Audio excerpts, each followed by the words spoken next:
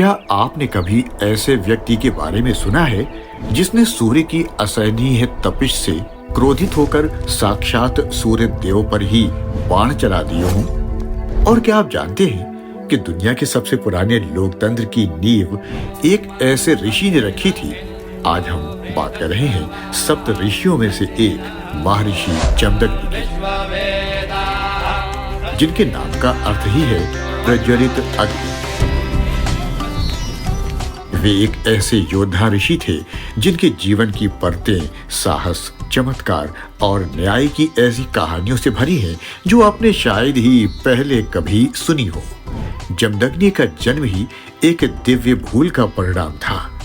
उनकी माता सत्यवती ने गलती से वह अभिमंत्रित खीर खा ली थी जो उनकी नानी के लिए एक योद्धा पुत्र पाने हेतु बनाई गई थी। परिणाम ये हुआ, जमदग्नि जन्म से तो ब्राह्मण थे, लेकिन उनका स्वभाव और तेज एक शक्तिशाली क्षत्रिय जैसा था। इसी वजह से बिना किसी औपचारिक शिक्षा के केवल अपने पिता ऋचिक के मार्गदर्शन में उन्होंने अस्त्र शस्त्रों और धनुर्वेद में वह निपुणता हासिल की जो देवताओं के लिए भी दुर्लभ थी।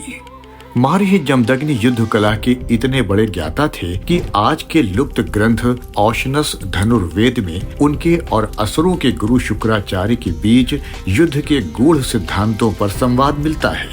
उनकी शक्ति का लोहा साक्षात सूर्य देव ने भी माना था। एक बार जब सूर्य की गर्मी से उनकी पत्नी रेणुका व्याकुल हुई तो क्रोधित जमदग्नि ने सूर्य पर बाणों की वर्षा कर दी। भयभीत सूर्य देव एक ब्राह्मण का वेश धरकर आए और महर्षि को शांत करने के लिए दुनिया की पहली चरण पादुका और छत्र अर्थात छाता भेंट किया ताकि मानव जाति सूर्य के ताप से बच सके। जमदग्नि के पास दिव्य गाय कामधेनु थी। अक्सर लोग समझते हैं कि कामधेनु केवल भोजन देती थी, लेकिन जब अभिमानी राजा सहस्रार्जुन ने आश्रम पर हमला किया तो इसी कामधेनु ने अपने शरीर से एक प्रचंड और विशाल सेना पैदा कर दी। हालांकि राजा के पुत्रों ने छल से महर्षि का वध कर दिया, लेकिन यह अंत नहीं था।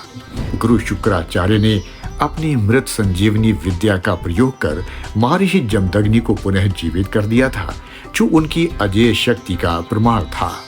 महाभारत में एक अत्यंत रहस्यमयी कथा आती है कि महर्षि जमदग्नि एक श्राप के कारण कुछ समय के लिए नेवले के रूप में जन्मे थे।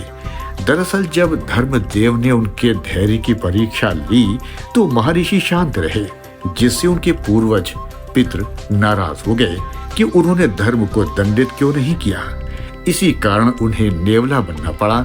वहीं दूसरी ओर हिमाचल के मलाड़ा गांव में उन्हें आज भी जमलू देवता के रूप में पूजा जाता है। वहां की लोक कथाओं के अनुसार एक राक्षस ने उन्हें 12 साल तक हांडी में पकाया था, लेकिन अपनी तपस्या के बल पर वे वहां से सुरक्षित निकल आए और वहां दुनिया के सबसे पुराने लोकतंत्र की स्थापना की। महर्षि जमदग्नि का जीवन हमें सिखाता है कि शक्ति और शांति का संतुलन ही धर्म है।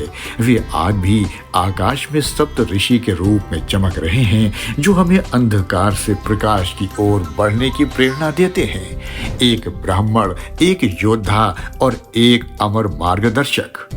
महर्षि जमदग्नि को हमारा शत शत नमन।